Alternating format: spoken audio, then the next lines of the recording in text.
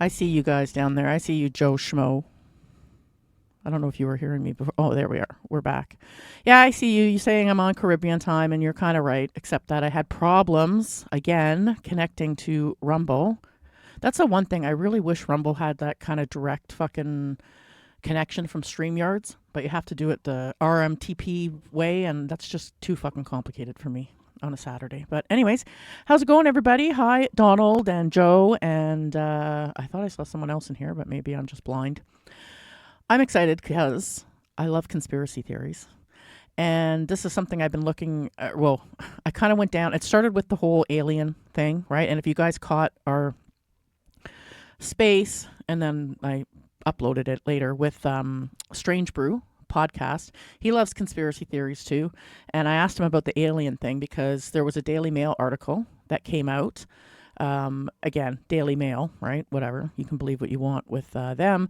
But that there was some kind of CIA, sorry, whistleblower that said that there's like all these different aliens that live among us, and one of them is like the Nordics and all this stuff. So I started going down that rabbit hole because I'm like I think that one of two things either has to be true. Either there is aliens among us because it's kind of arrogant to think that we're the only living things in this entire universe.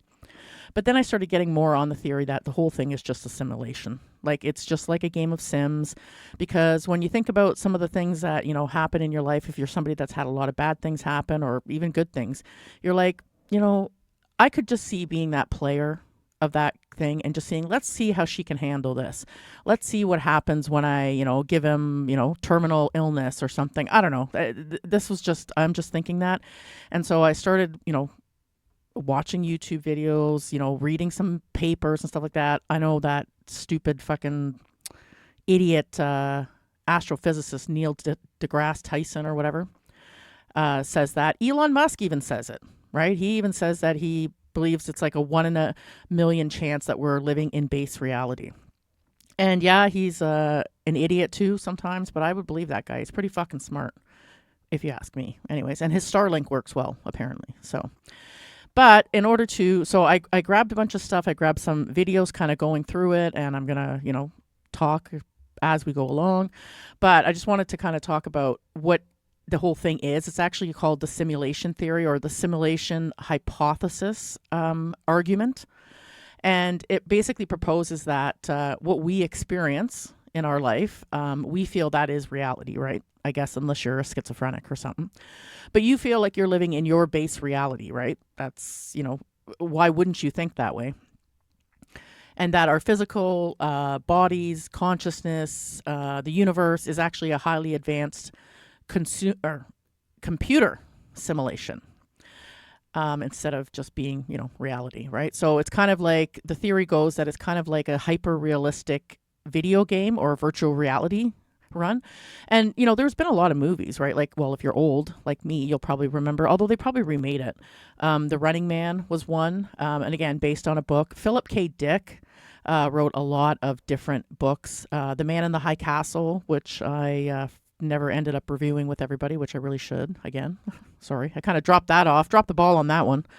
But yeah, he wrote that, and he wrote a lot about like simulations and alternate realities, and like the multi dimension theory or whatever they call it. So the Running Man was a good example of kind of like a realistic video game, but like real life kind of thing. So there's been a lot of stuff about like there's been a lot of things in the past, even before our current technological advances and stuff like that, talked about this kind of stuff. So in my mind, I'm thinking like, I even go back to like, the pyramids, for example. Like we all know that in Egypt, I guess way back 1,000, 2,000 years ago, there were more Aryans there.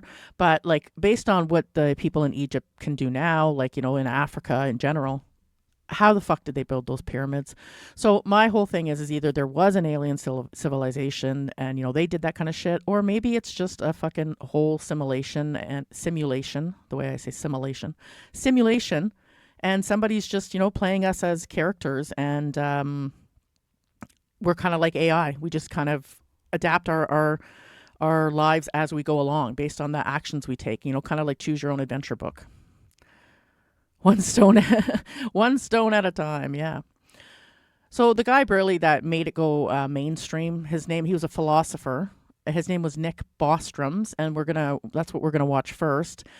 He basically wrote a paper called "Are You Living in a Computer Simulation?" And this has been popularized by Elon Musk, who is the one who references that when he says he thinks we're 1 in a million, there's a 1 in a million chance that we're living in base reality, or sorry, billion to one. He said chance that we're living in base reality, or pretty high probability that we are actually simulated. And of course, the pop culture reference that you saw in my intro that I put together for this one. Yeah, gingers. Are you saying gingers, Chad, are the aliens? The gingers? I don't know, man. I mean, I do know that they have like some kind of superpower, the gingers, but maybe it's possible. They said with the aliens that there's the Nordics, right? And they described them as basically like Nordic people, right? Except taller, like 7 feet tall with like really white blonde hair and like blue eyes, right? So you could argue that's Nordic people in general. But I guess, being 7 feet tall is not as common. I don't know. So maybe these people are, who knows, right? And again, maybe it's all just bullshit. Because sometimes I have to think it's a simulation because I just can't believe that, like, our politicians and all that kind of stuff are just so stupid, and they're doing these obvious things to like destroy everything, and it makes you think like, oh, is it coming up time to game over? Like, is the simulation almost over now and they're just gonna ruin everything, and we're gonna kind of have to be put into a new simulation rather?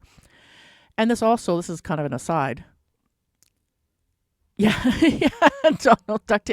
Listen, you never know, right? I've seen some Syrian Jews that are Syrians that have red hair. So I don't know, man. Like, it's a mystery. I always thought they only came from Ireland and Scotland, but clearly that's not the case.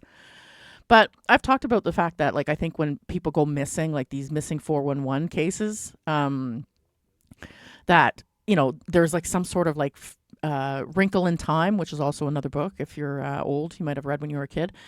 Wrinkle in Time, or like some kind of direct energy, gravity kind of shit going on that people just disappear, and maybe it's either maybe it's a glitch in the video game, and then they're like shot into a different reality, or maybe they've kind of stepped into another timeline. I don't know, but like I said, I definitely think there's something fishy about that. So this is also why I wanted to kind of go down this rabbit hole with everybody. And I'm sick of, we'll get back to the Jeets and the disaster that is Canada on Wednesday. I thought we would do something fun today, at least somewhat fun. I mean, fuck. It's really hard not to talk about the Jeets because they've basically invaded everywhere. So, okay, we know the Matrix talked about this, right? The blue pill, the red pill, and, make it intuitive and all that kind of stuff. Now, they go on to say, and they want everybody to know, that this is still not proven. It's like a conspiracy theory. It's not a scientific proven theory, but it's more of a philosophical or a probabilistic argument. So like the likelihood is it's possible, yes, but there's no definitive proof. Now, they do use supporting ideas from physics and information theory, technology trends, and then people give anecdotal personal experience, and this is kind of what they put together to sell their case, the fact that we're living in a simulation. So we're going to talk about the guy who first came up with this idea.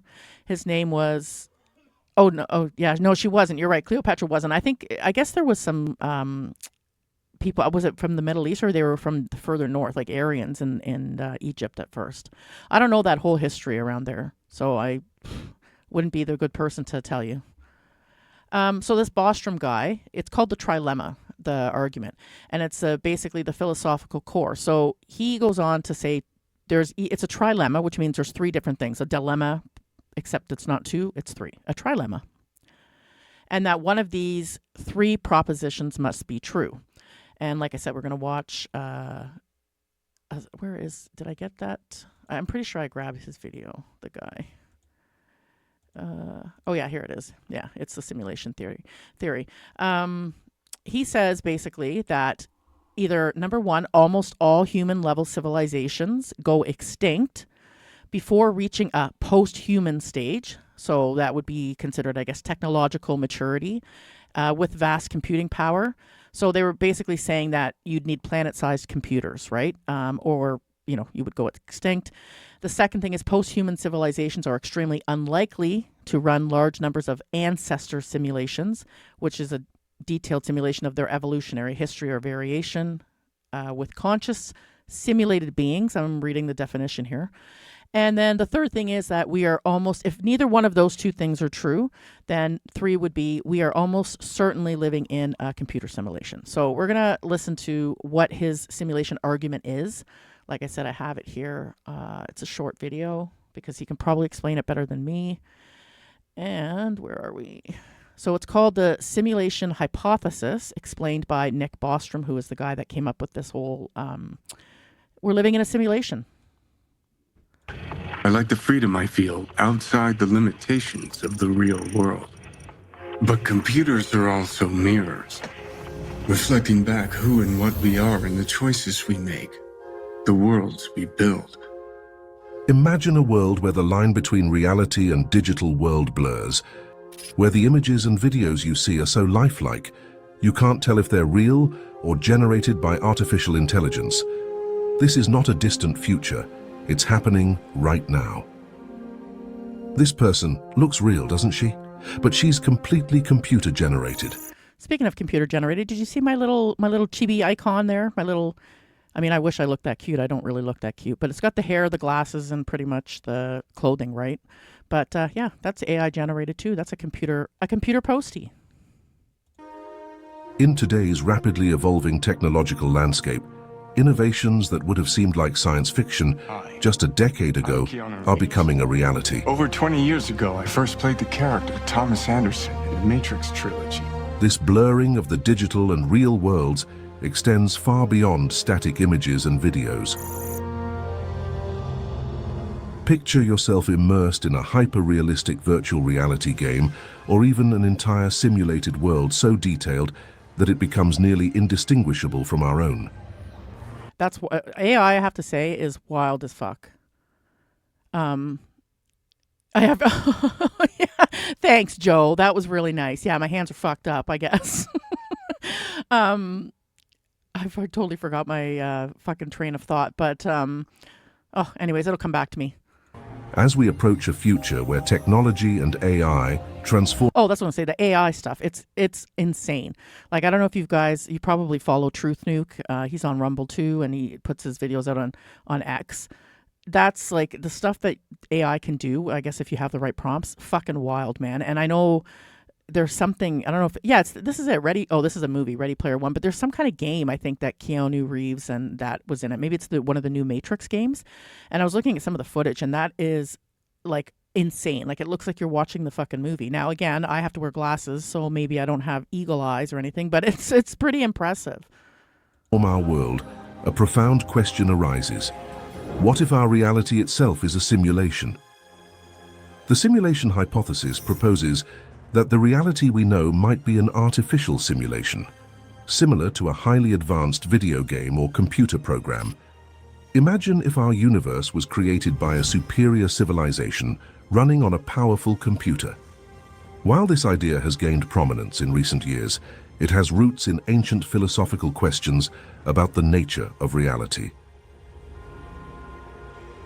Plato's allegory So of we're gonna talk about the allegory. I've talked about this 100 times, so I apologize if you've heard me talk about this before. But yeah, it's the Plato's cave allegory, which is how this belief that we're living in a simulation kind of started. the cave is a powerful metaphor that illuminates the concept of the simulation hypothesis. Imagine a group of prisoners chained inside a dark cave from birth, only able to see shadows cast on the wall in front of them. They believe these shadows to be the entirety of reality. In a sense, they were living in a simulation of reality. This allegory serves as an ancient precursor to modern discussions about reality and perception. For a modern example, think about putting on a virtual reality headset. A high-quality VR simulation can feel extremely real, tricking your brain into thinking you're somewhere else. This shows how what we perceive as reality is based on the information we receive through our senses. I'd argue that alcohol can make you feel like you're somewhere else too, if you have too much of it, and drugs probably too. But I get where they're going with this. Philosopher Nick Bostrom has a compelling argument for why we might be living in a simulation. He suggests that if a civilization becomes advanced enough to create highly realistic simulations of reality, they would likely create many of them. Statistically, any individual is then more likely to be living in one of the many simulations rather than the one original reality. To understand this, imagine you have a bag filled with 1,000 red balls and only one blue ball. If you randomly pick a ball, it's much more likely to be red than blue. Similarly, if there are many simulated realities but only one real reality, chances are we're in one of the simulations. A lot of people have proposed that as a possibility. The whole premise of the Matrix or anything like that is that just as we can build simple virtual realities today with simple simulated creatures living inside them, maybe in the future with vastly more powerful computers, you could build more complex virtual realities with more complex simulated creatures inside them. Maybe these creatures could be complex enough that they would actually have brains like ours simulated down to the level of individual neurons. And that's the thing I've always thought of, and I interrupt this again, but is that it's really crazy to think that we are the only, like in this vast universe, if the universe is even real, that we're the only kind of living beings like us. That the fact, and it even goes as far as like, Bigfoot and stuff like that, right? Like, how do we know that, like, maybe, people who did see Bigfoot did see a Bigfoot, but they're like just these like programmed characters that only show up once in a while, just to kind of, I don't know, distract us, or maybe they're glitches. Like, there's all kinds of crazy shit you can think about when you go down this rabbit hole. Synapses such that the inhabitants of these simulations would be conscious.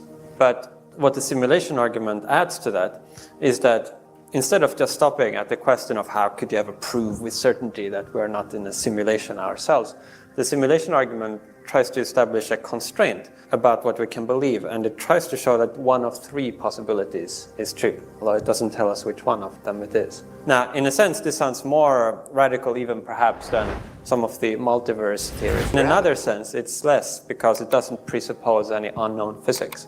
So we're just assuming that it would be possible to build computers that are much more powerful in the future. So what the simulation argument tries to show is that one of three possibilities is true. The first one is that almost all civilizations at our stage of technological development go extinct before they become technologically mature. Technologically mature meaning having developed all those technologies we can currently show are physically possible, given only uncontroversially obtainable physics. Big computers the size of planets and stuff, we can calculate what performance they would have. We can't build them now, but so first possibility is people at our stage, they just fail to get through to that level of technological maturity. Maybe they destroy themselves on the way. Second possibility is that almost all civilizations that do reach technological maturity lose interest in creating these kinds of ancestor simulations, as I call them. These would be detailed computer simulations of people like their historical predecessors. So they have these powerful computers, they have the ability to program them, but they have better things to do with their computers in their time.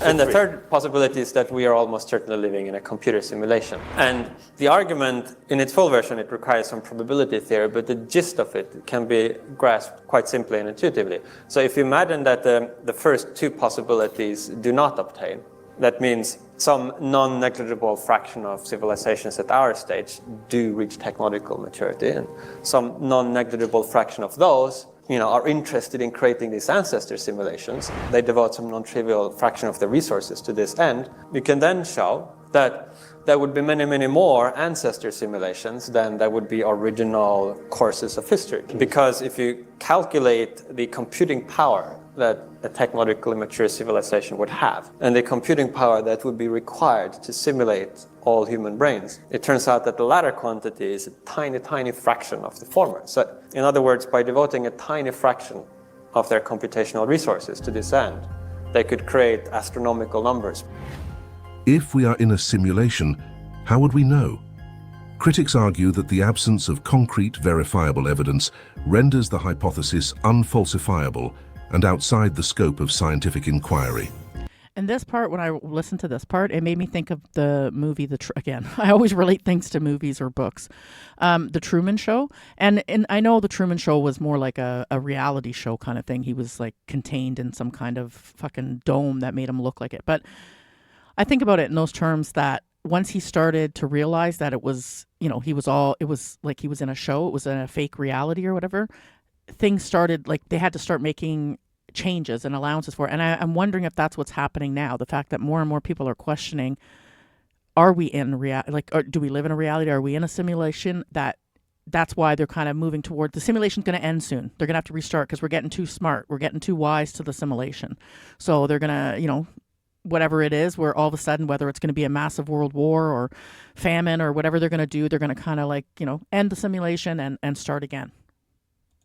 Advocates of the simulation hypothesis argue that the absence of evidence may be an inherent feature of the simulation itself, designed to maintain the illusion of a base reality. Some speculate that anomalies or inconsistencies in our universe, akin to bugs or errors in computer programs, might reveal its simulated nature. Just like bugs or errors in a video game or computer program can cause unexpected things to happen that don't fit with the normal rules, maybe this is what I was talking about. I think this is footage from the Matrix video game. we'd see similar anomalies in our simulated reality. What just happened? One example that's been proposed is the speed of light.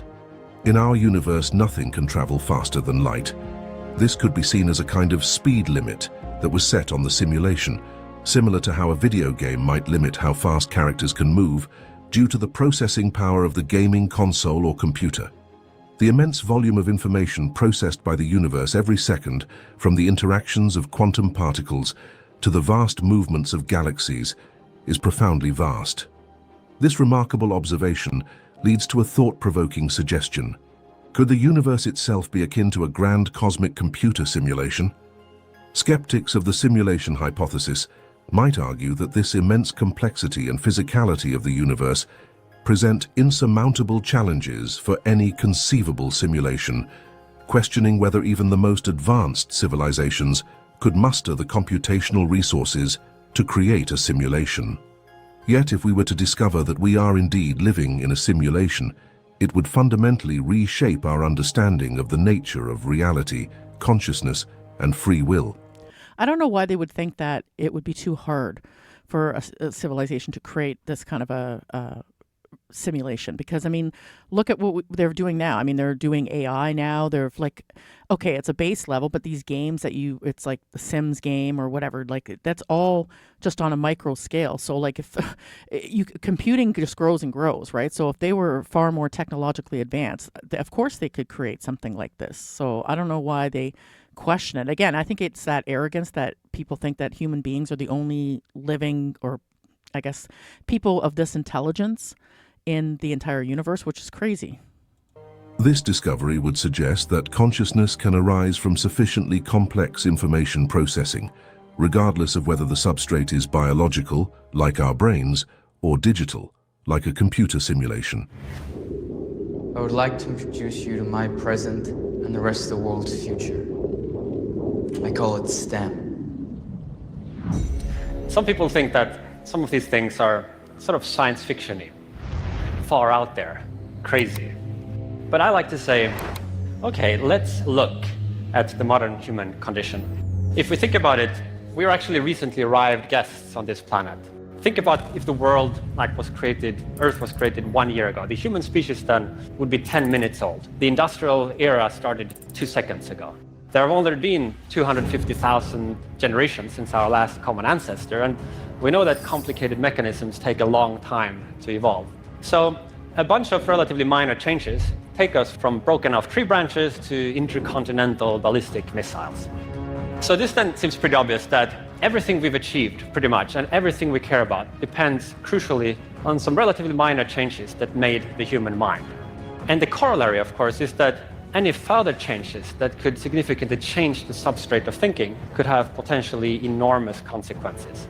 Some of my colleagues think we are on the verge of something that could cause a profound change in that substrate, and that is machine superintelligence. That would be AI, guys. So that's the end of that one. What do you guys think about that? I don't know. I wanted to show it to you, give you kind of the basics of what this whole simulation theory thing is. The other thing that they talk about, the fact that it could be real, I guess another reasoning towards the fact that it could be real is the technological feasibility and trends. So like I said earlier, computing power, for example, it grows exponentially, right? So that's why they keep having to open these data centers and stuff like that, because, the more AI learns, the more uses, the more computing power it's going to need. It's called Moore's law. VR, AI, and simulations are already like advancing so rapidly that they're pretty much real. Like I said, that was a video game, that little clip there of the Matrix. That was from a video game. So it's so real and complex, these virtual worlds, that like even I haven't played it in a while, but Cyberpunk, even that was, pretty like, for a video game, it was pretty realistic and how I would imagine, global homo dystopian future looks like. And then Elon Musk as well, he also said, like, if any rate of improvement continues, games will become literally indistinguishable from reality. And ancestor simulations would be trivial for advanced civilizations. He had said that on NBC News. He also said that, here's the video here, I'll share this one, where he said that he believes that we are living in a simulation. We'll watch a few minutes of that. Come on, Elon. 40 years ago, we had Pong, like 2 rectangles and a dot. Now, 40 years later, we have photorealistic 3D simulations with millions of people playing simultaneously, and it's getting better every year. And soon we'll have virtual reality. Now, keep in mind, this was a few years ago that he was on this show or whatever. He talked about this, and like it's come even way further than this, like the technological advancements. Of augmented reality. If you assume any rate of improvement at all, then the games will become indistinguishable from reality. In the 3rd century, there was a philosopher. So that was basically his clip. We don't have to watch the whole video, but that was what he had said back in 2022 maybe, or 2020. I don't know. Something like that. And then the other, I guess, subtitle or subheading under here, under technological feasibility, is that post-human civilizations could convert astronomical resources like planets and stars into computers running trillions of or more conscious simulations.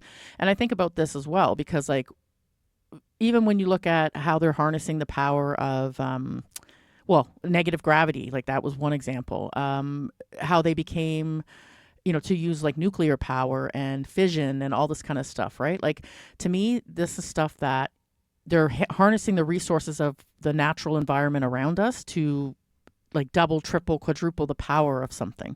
So, I mean, it's possible. I mean, I don't see why not. And the universe too, I guess, well, the way we understand it is that like we're looking at stuff that from millions of years ago, right? Stars and stuff like that. So who's to say there isn't stuff that people that are further ahead of us somewhere in the universe, I don't know. It's just, I just find that it is most likely has to be possible. We can't be the only higher intelligence beings in this universe, if the universe exists and it's not a simulation of the universe.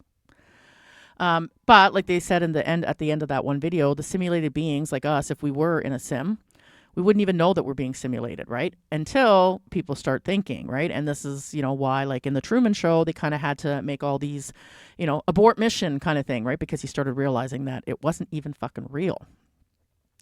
So this makes the idea feel increasingly plausible as tech progresses, because we're already building proto simulations.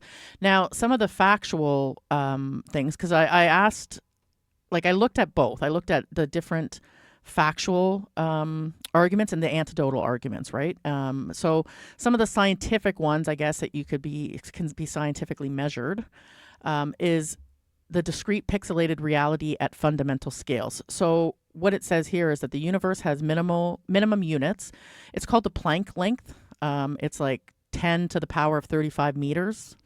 This resembles a lattice or grid in computer simulations like lattice QCD, used by physicists to simulate particle physics on a supercomputer. So basically, it's like a pixel, right? This Planck length, it's like a pixel. So what they're saying is that if you zoom in on something enough, I think they used the example of like an atom or a neuron or something like that, and they had basically zoomed in as much as possible, and at the end, as much as they were able to zoom in, it was like a pixel, right? And the argument is if this was nature or man-made, it wouldn't stop at you would be able to keep dividing it and keep zooming in on it because it's a natural thing. I think that was the argument they had, which I don't know. I guess if I was a scientist, I might understand that better. Then Bean, Devotee, and Savage in 2012 and 2014 said if space-time is simulated on a cubic lattice, ultra-high energy cosmic rays should show specific patterns or cutoffs due to the grid acting like a diffraction grating. This is kind of with the double slit experiment, what we're going to look at in a minute. They derived constraints, lattice spacing limits from observed cosmic ray spectra. It's not a smoking gun yet, but it's a testable idea. And then, of course, Vopson's second law of infodynamics. This was a physicist named Melvin Vopson. He proposed that information entropy in systems like digital data and RNA viruses tend to decrease or stay minimized over time, but the opposite of thermodynamic entropy, which is the opposite, of thermodynamic entropy, which actually increases. This suggests built-in data compression and optimization, exactly what a resource-limited simulation would need. Symmetries in physics and possible non-random mutation patterns in evolution could fix this. But the person who talked about this, which what did we talk about? Ugh, we talked about his name before. I have such a bad memory. Bostrom. He explicitly links it to supporting the simulated universe hypothesis, right? And like I said, I talked about the double slit experiment, but I thought there's another short video I went through that basically breaks down the simulation. There's 25 of them, simulation theories, that will make you question everything, and he goes over them pretty quickly. So I thought it would be a good way to share it, just because I'm, probably not the best person to explain this either. Oh yeah, let's share this tab instead. And like I said, I'm blubbering mess today, obviously. So let's see what they say. And a lot of these things are going to talk about like the Mandela effect. They're going to talk, like I said, the double slit experiment, which we'll look at. And all these things that like deja vu is another thing. And these are all, they could be explained if we are living in a simulation, right? There's really no natural explanation for a lot of it. Like if you don't believe in, psychic ability and stuff like that. But if we were just, NPCs in a simulation, then we might know what's going to happen next, right?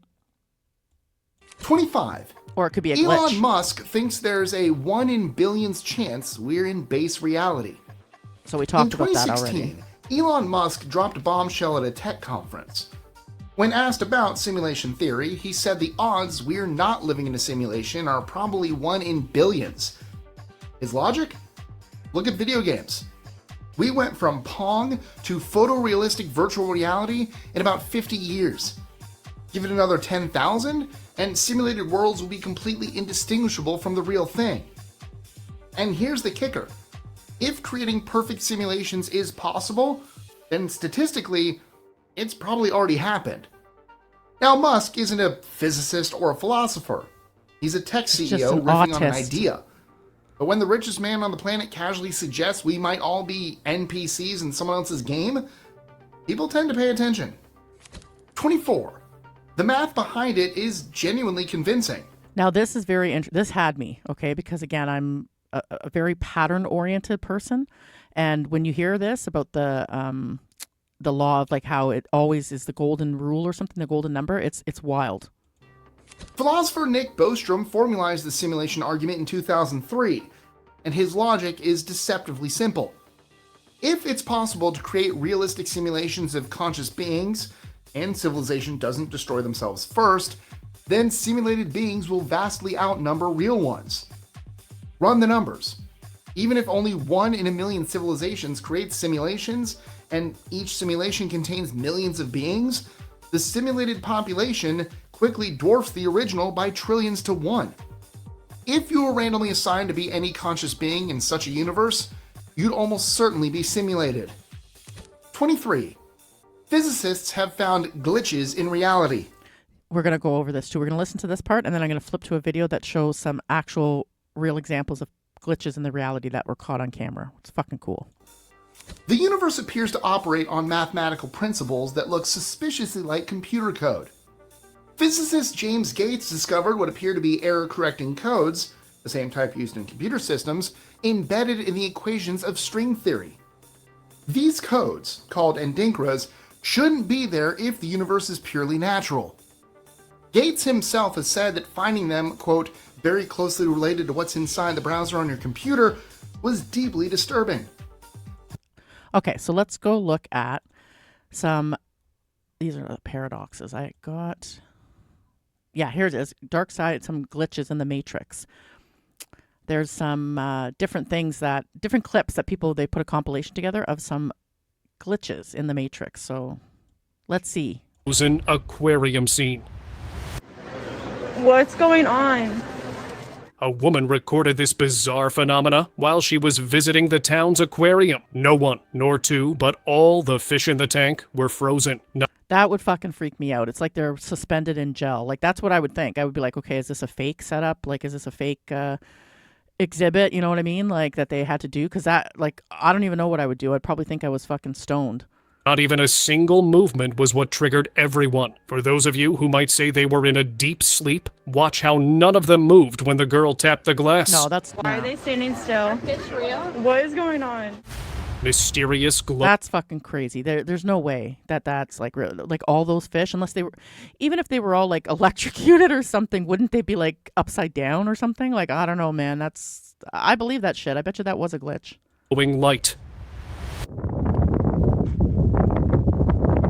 In a deserted area near the mountains, a glowing light was seen shining from the ground. It wasn't like any regular beam or reflection. It was bright and steady, almost like a small portal opening. The person recording stayed silent, unsure what they were seeing, as the light pulsed softly. Vanished. See, that one, I don't know. Like, that could be... Part of me is like, could that be like a mirror glitch? Like the sun reflecting off of a mirrored object or something like that? But I'm also thinking that could also be one of those, like I said, black holes, like wrinkles in time or something like that, like opening up a fabric and take you to another dimension. Sorry, I'm still sick. Airport man.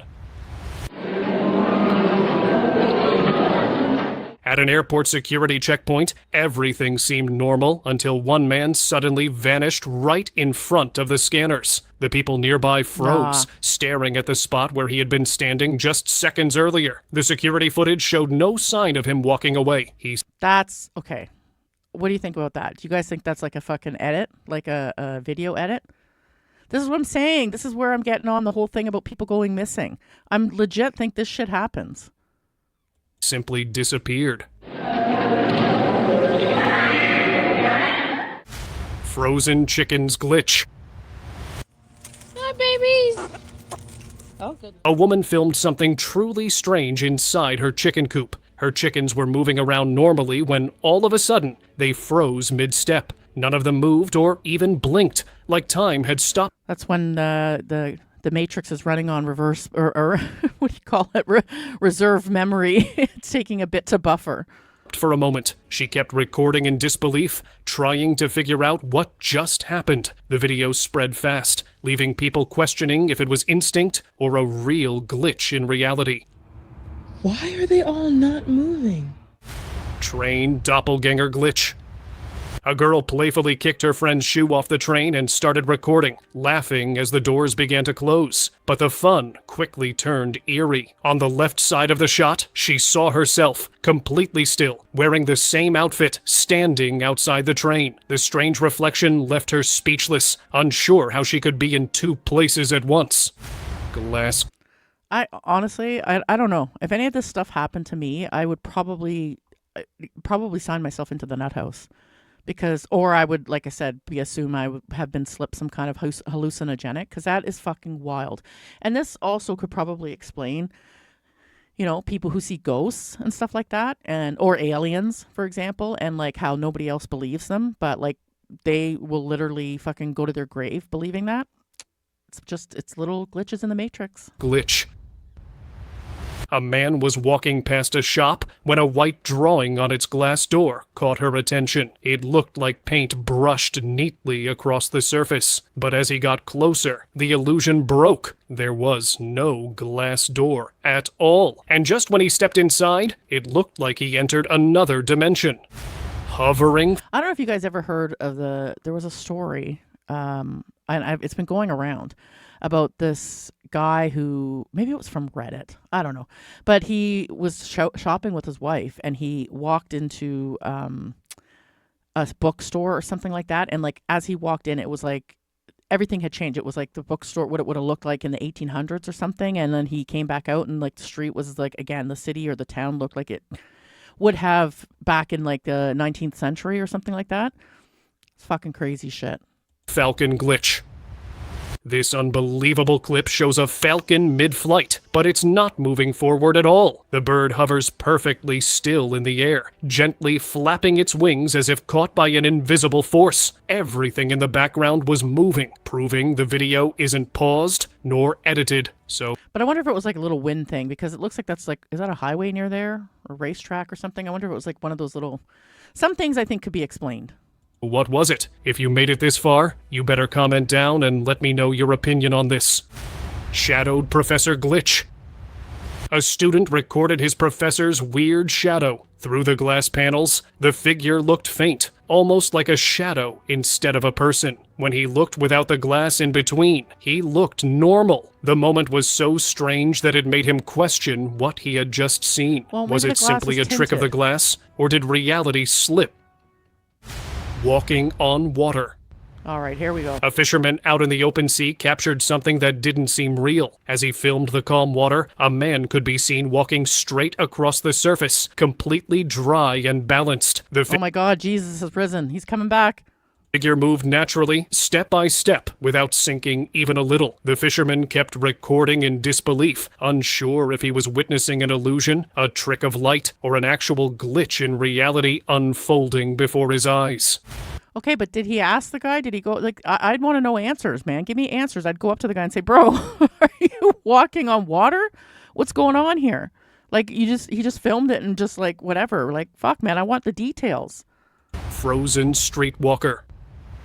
Walking down the street, a man caught everyone's attention while holding a shopping bag. At first, it looked like he was just pausing for a moment, mid-step. But then, it became clear he wasn't moving at all. His body stayed completely still, frozen in place as... That's an NPC that needs to be leveled up or needs to be saved. He needs to be revived. That's the word, revived. If time had paused around him. People passing by stopped, staring, unsure if it was a prank or something stranger. The longer he stayed motionless, the more unusual it felt. Watching the clip... Now, to be fair, if you've seen people on Fent, I mean, they usually have the fentanyl fold going on. But they can be pretty straight, like pretty still, you know, when they're like in their full Fent, like, you know, high. So... just saying. It's hard not to wonder if reality itself had a brief hiccup, freezing him in the middle of the road. Frozen plane sighting. A passenger flying on a commercial plane noticed something unbelievable outside the window. Another aircraft appeared ahead, but it wasn't moving at all, just hanging in the sky. The passenger started recording, capturing the plane frozen midair, defying all logic. The footage spread quickly online, leaving everyone wondering if it was an illusion or a true glitch in reality. We'll watch a couple more and then we'll go back to the other video, because there's also some Mandela effect things that we gotta look at too, which are crazy. Headless hiking friend. Okay, this is a little... Standing just a few steps away from the group of hikers is Billy Bob Crane, guys. Billy Bob Crane, the Headless Horseman. A headless figure. The fact that no one in the group even tries to approach the mysterious presence makes its appearance seem all the more convincing. Maybe he's but got what fentanyl was this fold. man? Let me know what you think in the comments. If nobody's noticing it, maybe it's just the camera picking it up then. Like, how could you not... Unless, like I said, the guy's got his head, like, bent down, like, pretty far. But, I mean, obviously, if nobody is... I would think if nobody's saying anything or doing anything, then they're either not seeing it or they know that he's just got his head bent down. Motionless Horses Field. My horses are frozen in time. Is this a glitch in the Matrix? A woman walked outside during a light rain and noticed something that didn't make sense. Every horse in her field stood completely still. No head movement, no tail flicks, nothing. The rain kept falling, the wind moved the grass, but the horses looked frozen, like they were part of a still image. She took out her phone to record, trying to understand what she was seeing. The video quickly spread online, with viewers calling it one of the strangest moments caught on camera, almost as if time had paused. That's what I'm thinking, Donald. I'm thinking that guy, it might have just been from the fent bending, right? Because he's able to get his neck right down. So that's what I'm saying. Not all of them are glitches. I think they can be explained. The people bent over and stuff like that and frozen in time, I think that's totally could be a fent fold. Just for them. Railing walk illusion. Okay, so whatever happened here shouldn't be considered normal. I mean, how could an ordinary What the fuck was that? What the fuck? Okay, hold on. person do what this man did? He walked toward the camera, moving casually, as if he were about to step through a door. But then, something suddenly changed in him. The guy stepped backward, took a few steps, and, well, you all know what happened next. So let me know. If or is there a possible explanation for this? What the fuck is he stepping over? Like, in this image, it looks like, yeah, it's a carpet and a flat floor, but when he was closer to it, that's fucking crazy. Airborne fish illusion. A man decided to clean his aquarium and lowered the water level, expecting his fish to move down. What But the instead, the fish stayed near the top, swimming smoothly in thin air, as if the water hadn't been removed at all. It moved its fins and turned around like everything was normal. So is gravity really not affecting this fish? Or is there something else going on? Again, I would have put my hand in there and seen if I could have scooped it up and see if it's in fucking water or not. I just would not have let that go by without doing something. I'd have to confirm that I'm not crazy. Double sun glitch. And it's very there. A girl was filming a calm sunset, capturing the golden sky on her phone. But when she zoomed in, something unbelievable appeared. Right beside the sun was another glowing circle, shining just as bright. The sight didn't look like a reflection or lens flare, making her question if she had just recorded a real glitch in the sky. Okay, I think there's probably an explanation for that. Okay, so let's get back to the other things about the simulation theory that's going to make us question our reality, because there's a lot more. The universe might have debugging code built into its fundamental structure. 22. The speed of light might be a processing limit. Why does the speed of light exist as an absolute limit? One theory? It's the maximum speed at which the simulation can render information. Think about it like a video game. If you try to move too fast, you'll outrun the system's ability to load new environments. The speed of light could be the universe's way of preventing you from breaking the rendering engine. See, I was thinking about this too when I saw this. I was thinking, like, holy fuck, man, that could be possible. And that's why you get those images, like the people that, you know, or look like they're doing fent folds and stuff like that. But it's like it's taking a while to render the image because it's a little bit stuck. You know, when you have to unplug it and plug it, or unplug it and plug it back in again, like they tell you in IT anytime you have a problem with your computer. This would explain why nothing can exceed this speed. It's not a law of nature, it's a hardware limitation. 21. Quantum mechanics behaves like a video game loading trick. In video games, distant objects aren't fully rendered until you look at them. So this is what I was talking about earlier, how it's not fully rendered, like the pixel thing. So this is the same kind of thing with a video game. To save memory, it doesn't render the objects in the distance. It only renders what you can see, right? This saves processing power. Quantum mechanics does something eerily similar. The famous double slit experiment shows that particles exist in multiple states simultaneously until observed. Okay, and then we're going to look at the double slit experiment, which is like 30 seconds long. Or no, it's a couple minutes long. But this explains what he means by the double slit experiment. And you have to understand this in order to know what he's talking about. Experiment defies our understanding. It involves a laser shooting beams of light particles called photons at a screen with two parallel slits. If we mark all the spots where the photons hit the second wall, we should expect to see two strips to correspond with the two slits. But that's not what we see. Instead, we see an alternating pattern of light and dark bands. This is characteristic of the behavior of waves that pass through both slits simultaneously, interfering with each other to create the pattern on the second screen. The bright lines are where the top of waves meet, resulting in a more intense or brighter area on the screen.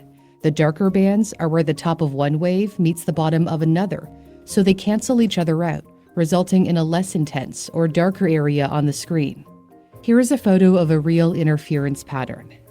The original double-slit experiment was conducted in 1801 by British polymath Thomas Young. Since then, it's been performed with various types of particles, including electrons, and they were found to behave in the same way. This phenomenon occurs even if the photons are fired one at a time, which suggests that the photon is interfering with itself as it passes through both slits at once. Physicists were so stumped that they decided to observe which slit the particle went through. And that's when things get really weird. When scientists used a measuring device to observe the slit that each photon passed through, the interference pattern disappeared, and the photons started behaving like particles. So what they're saying here is that basically by virtue of it being observed, so you're watching it, or I guess a camera, whatever, is watching it, it behaves differently automatically. So that is, where people think, okay, well, this has to be a simulation, because how could they know that they're being watched? Instead of the spectrum of light and dark bands, we see two bright bands, indicating that the photons chose one slit or the other. So light can display characteristics of both particles and waves, known as wave-particle duality. It appears that light decides to behave as a wave when it's not being watched, and acts like a particle when it is being measured. The mere act of observing which slit it went through changed the behavior of the photons. So that's basically the double slit experiment, just so you know. At which point they choose a definite state. It's as if the universe doesn't bother calculating particle positions until something needs to know. This is exactly how a simulation would optimize performance. Don't waste resources rendering what nobody's looking at. 20. The Planck length might be a pixel. So I had talked about this briefly earlier, the Planck length, how it is like the measurement is like a single pixel. It's so tiny. But once it gets to that tiniest measurement, it can't be like divided anymore. The smallest possible unit of length in physics is the Planck length, approximately 1.6 times 10 to the negative 35th meters. Below this scale, our laws of physics break down completely. This looks suspiciously like a pixel limit. Just as images become meaningless below a certain resolution, reality might have a fundamental resolution below which nothing can exist. If the universe is a simulation, it would need to have minimum units. The Planck length fits that description perfectly. 19. The universe seems to have a maximum data density. There's a calculated limit to how much information can exist in a given space called the Bekenstein bound. Pack too much data into a too small a region, and it would collapse into a black hole. This is exactly what you'd expect if the simulation had memory limits. Too much information in one place would crash that sector of the simulation. The universe literally has a maximum file size per location. 18. Neil deGrasse Tyson puts the odds at 50-50. At a 2016 debate, astrophysicist Neil deGrasse Tyson was asked point blank, "Are we living in a simulation?" His answer? 50-50. That's the safe answer, okay? Everybody's going to say 50-50 because, that's probably the safest answer you could give. Come on, man, go hard like Elon. Elon said it was 1 in a billion chance that we're in actual reality, okay? He took the reins on that one, and he's going to stand on business. He's not going to give this haphazard fucking 50-50 shit. Come on. His reasoning. If consciousness can be simulated, and we're close to being able to do it ourselves, then whoever created our simulation was probably also simulated. I don't know if anybody has one of those Google VR things and stuff like that, but my son has one, and he said that it can make you fucking dizzy as fuck. I don't know, maybe you have to get used to it or something like that, but I don't know, it's weird. He says it doesn't really feel like reality, you feel like you're kind of floating, I guess, but maybe you get used to it, and maybe that they'll eventually improve it to the point where you don't think that you're where you don't realize that you're not in reality. It's turtles all the way down. Tyson is one of the most recognized scientists on the planet. When mainstream scientists start treating it as a coin flip rather than a joke, Maybe it deserves a harder look. 17. The universe might have been turned on recently.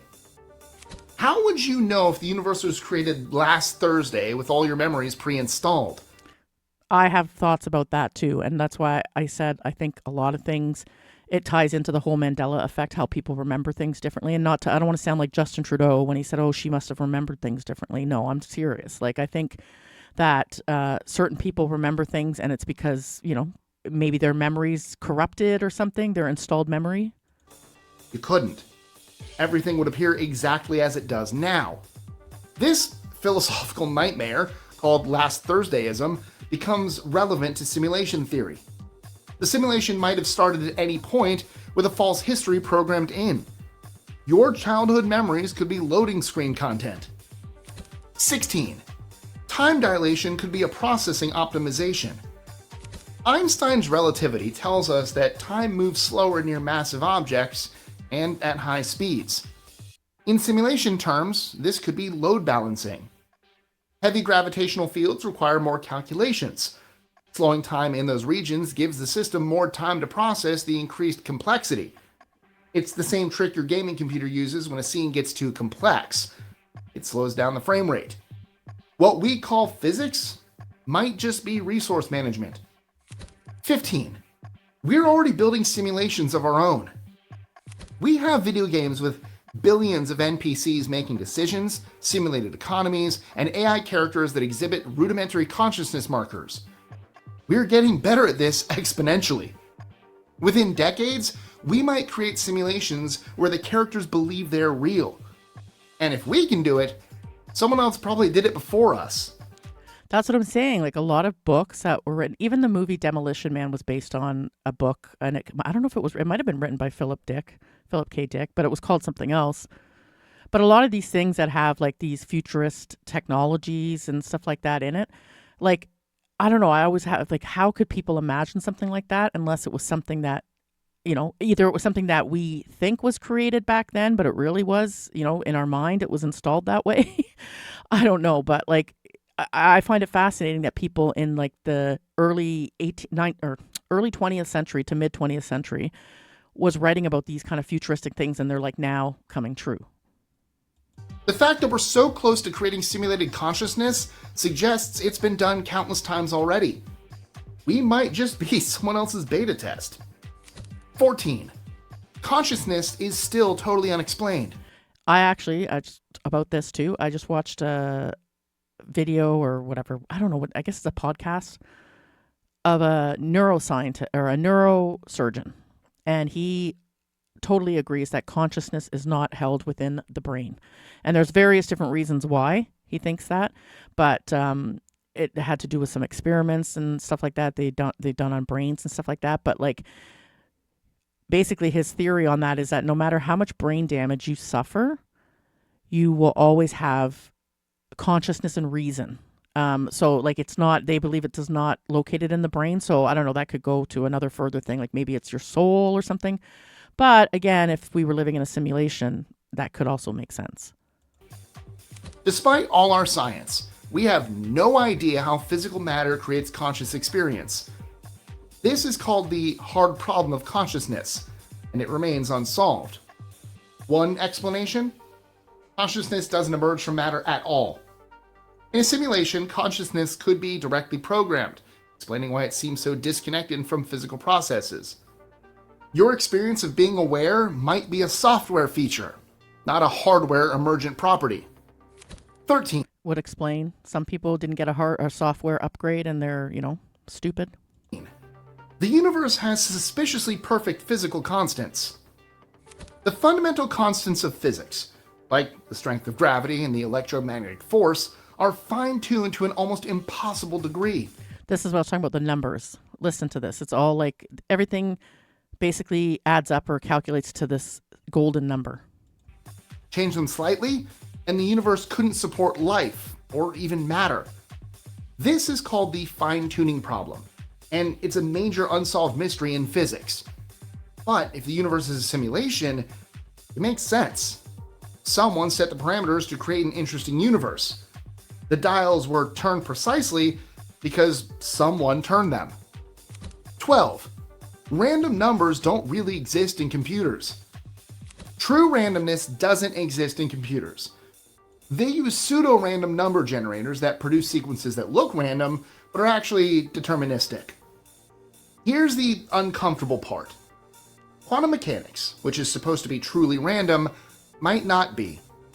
Some physicists argue that beneath quantum randomness is a deterministic layer we have yet to discover. If that's true, our universe's randomness could be pseudo-random code, just like a simulation. 11. Black holes delete information. Or do they? The information paradox of black holes asks what happens to information that falls in. Physics says information can't be destroyed, but black holes seem to delete it. One solution? In a simulation, black holes are garbage collection, removing outdated or unnecessary data from the system. They're not destroying information, they're freeing up memory.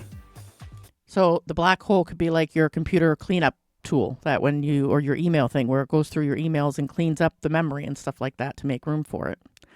Definitely could make sense. Stephen Hawking spent decades on this problem. A simulation would solve it instantly. 10. The Mandela effect might be patch updates. Millions of people remember things differently than recorded history shows. Berenstain versus Berenstein Bears. I remember that. Luke, I am your father versus that. the actual line. Nelson Mandela dying in prison. In a simulation, these could be results of patches and updates that slightly altered the past, but didn't perfectly update everyone's memories. And on that note, we're going to get to some Mandela effect, because these things, I love the Mandela effect things, because I swear to God, there are certain things I will go to my grave saying they were, but apparently they're not, so. What if the world you remember never existed? You know the map of the world, right? Sri Lanka is below India, Cuba is south of Florida, and New Zealand is northeast of Australia. But what if I told you that thousands of people, pilots, teachers, travelers, remember these places in completely different locations? Did the Earth shift beneath our feet, or did reality itself rewrite the rules? This is not just about a bad memory. It is about a world that feels altered, as if someone hit update on our timeline while we were not looking. Are we misremembering, or are we catching glimpses of a version of Earth that no longer exists? Shifting maps and lost lands. I think people who suffer from or get Mandela effect, I think that they were on a different timeline and somehow they got stuck in this one. That's what I think. The world map feels permanent. Borders may change, but oceans, continents, and islands do not just pick up and move. At least, that is what we are told. Yet thousands of people swear the Earth itself has shifted under their feet. We could take this too with the whole flat Earth argument too, right? When people who really believe the Earth is flat, maybe they're from a different timeline where the Earth is flat. Who knows? Maybe their programming is different. Sri Lanka. Many recall it dangling just below India, like a teardrop at the tip of the subcontinent. But look now, it sits farther east, tucked under Bangladesh, as though it drifted across the Bay of Bengal while no one was watching. Cuba tells a similar story. Some remember it as a small island directly south of Florida. Today, it is a sprawling mass, stretching west, closer to Mexico than Miami. And New Zealand? For countless people, it once rested northeast of Australia. Now it is planted firmly to the southeast, as someone copied-pasted it to a new quadrant. Scientists wave this away, blaming bad memory, distorted school maps, or satellite projections. But here's the strange part. These are not random. The whole Cuba thing, like, come on, isn't that why, like, they would go to Miami, like, because it was like in such close proximity to Florida, to Miami, like that. I remember them being pretty close. And I don't know if I was maybe taught with old books when I was in school and they've updated it, but like, yeah, I'm pretty sure that's why there was so many Cubans that went to Florida, because they could literally hop in a dinghy and fucking float across. Mistakes. They are the same mistakes, remembered the same way, by people from entirely different backgrounds. Pilots, teachers, students, travelers, entire coastlines look wrong to them. So are we misremembering the world we learned, or are we remembering a version of Earth that no longer exists in this timeline? Sacred symbols and texts. If there's anything you would expect to remain unchanged, it is religion. Prayers, scriptures, sacred symbols, these are supposed to be timeless, preserved word for word through centuries. Yet even here, the Mandela effect creeps in. Take the Lord's Prayer. Millions grew up reciting the line, "Forgive us our trespasses, as we forgive those who trespass against us." Am I the only one that remembers saying that? Like, I still say that. Like, how often am I wrong? But open many modern Bibles today, and you will find a different line. "Forgive us our debts, as we forgive our debtors." For some, God this damn. version feels alien, like it slipped in one night while no one was looking. Then there's the I wonder if we got it from our priests, though, like our individual, like, I don't know, maybe in their sermons they say it that way. But that's fucking crazy. I've never said anything different. I always thought that's what it was. Eye of Horus, the ancient Egyptian symbol of protection. Some remember it always facing left, others always right. Now, art historians What's that, Chad? You said Schofield Bible? Is that what it says? Is that in a specific Bible that it says that? Or is it in all of them? Oh, it's the Jewish one. insist it was never consistent. Yet temple murals and textbooks from past decades tell a different story. Even the Christian cross has become tangled in debate. Some recall it as a simple T shape, but in older art, variations appear. Crosses with looped tops resembling an ankh, or slanted lower bars. Are these just stylistic differences, or evidence of Oh, maybe, Donald. Yeah, because like Roman Catholic, that's what I remember. That's the only thing I've ever remembered them saying. So could be. shifting memory? When what's sacred begins to blur, the unease is different from geography or logos. It asks a deeper question. If divine texts and symbols can change, were they ever fixed at all? Mind tricks and Yeah, I never heard of it either, Chris. psychology, glitches. If maps and scriptures can shift, what about the very frameworks we use to understand ourselves? Psychology is supposed to be grounded in science, but even here, the lines blur. Think back to Maslow's famous hierarchy of needs. At the top of that pyramid sat self-actualization, creativity, purpose, fulfillment. But in newer psychology texts, many find a surprise. The pinnacle is now listed as self-transcendence, a step beyond the self, focused on higher consciousness and unity. This probably this, I believe, was a lot of these things I think were just changed, okay? And they want us to believe that they weren't. Because the hierarchy of needs and stuff like that, it sounds like they've changed it to accommodate the gender specials and stuff like that. Because I remember, again, I studied psychology when I was younger, and social work and all that kind of stuff. And that hierarchy of needs didn't have that in it. I would bet like $1,000 on it.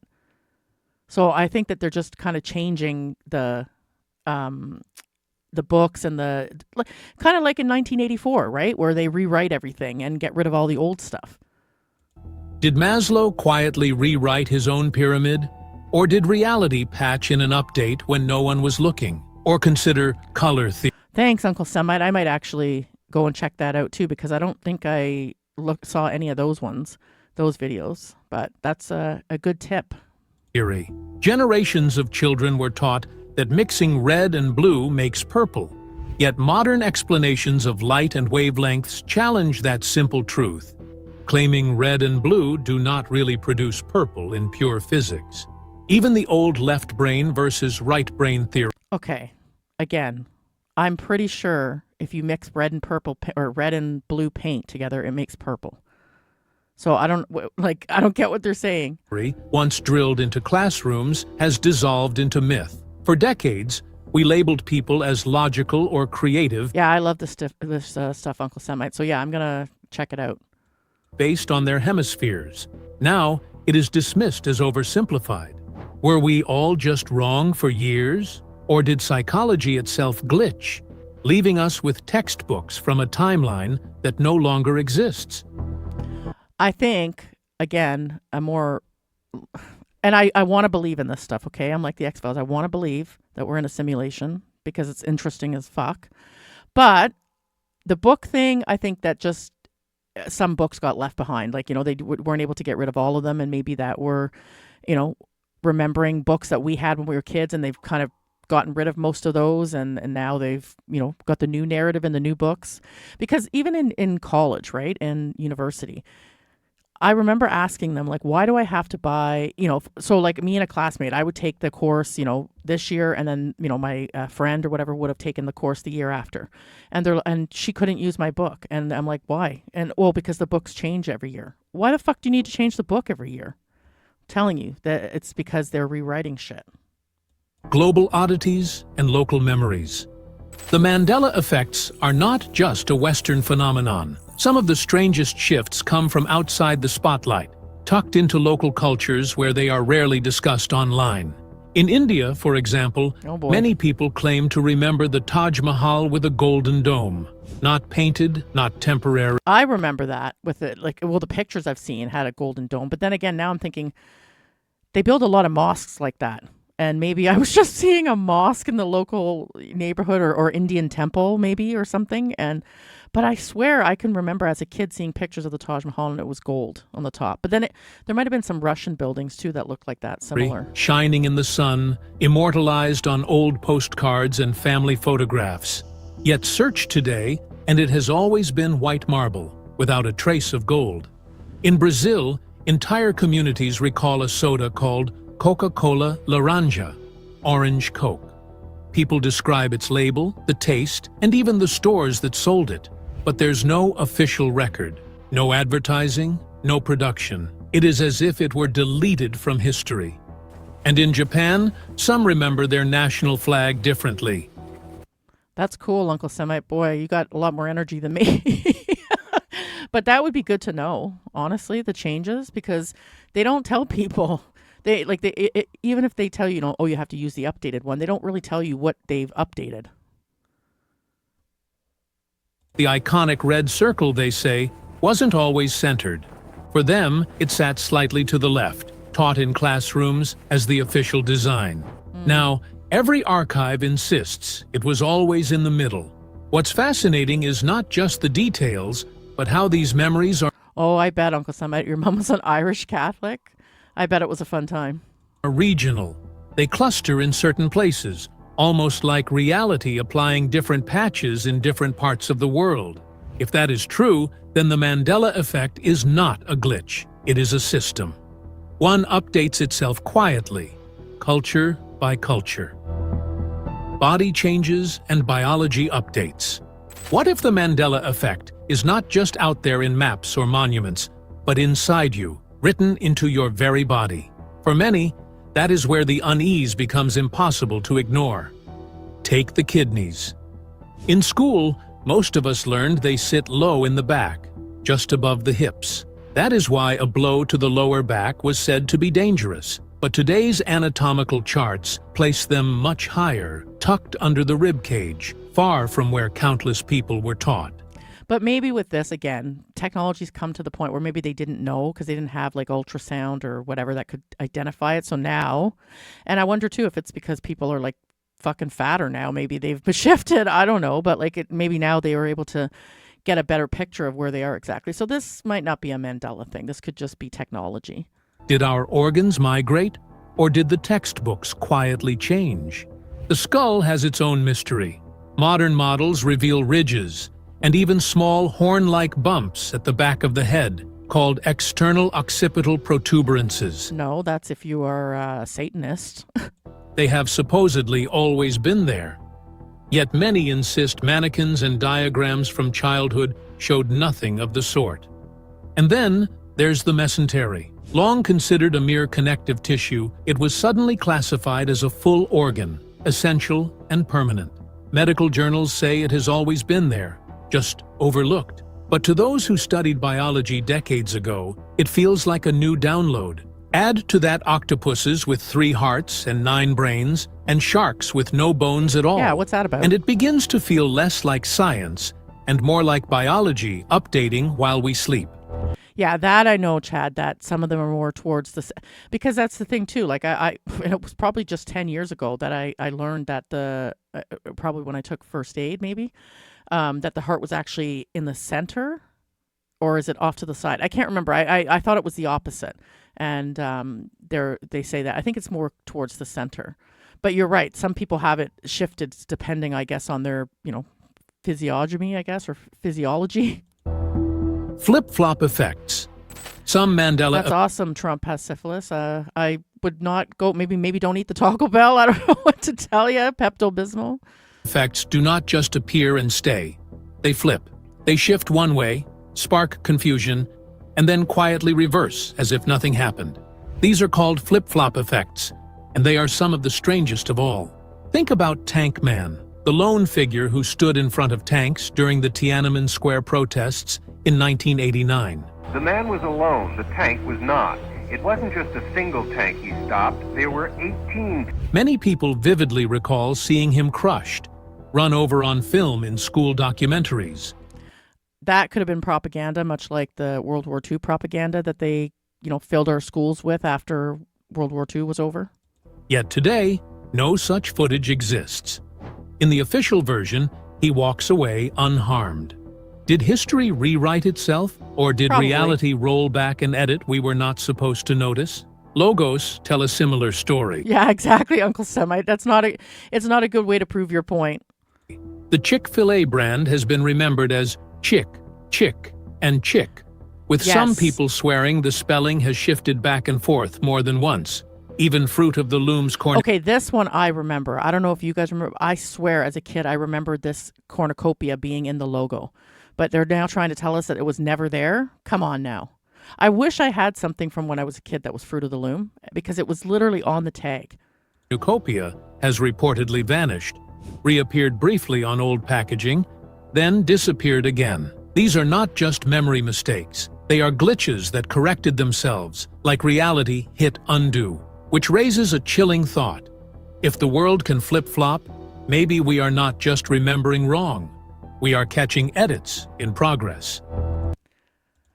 You know what, Donald Duck Tater? That's what I know people have said, but I don't know what. And again, I'm, a Canadian, so I've only gone to Chick-fil-A once when I was in the States, I think. But I always remember when I saw the commercials for some reason, and it's like the Berenstain Bears thing, I've always thought it was just CHIK.